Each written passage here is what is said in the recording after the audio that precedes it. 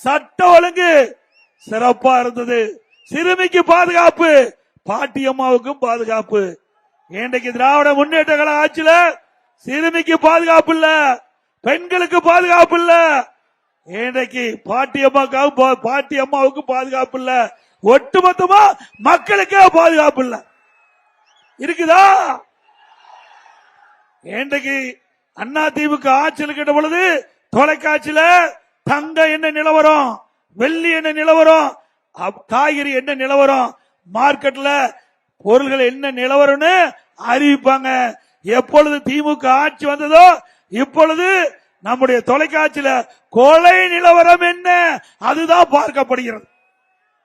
இன்றைக்கு போதைப் பொருள், கஞ்சா மற்றும் பல்வேறு ரூபத்தில் போதைப் பொருட்கள் தமிழகத்தில் நடமாட்டம் அதிகரித்து விட்டது.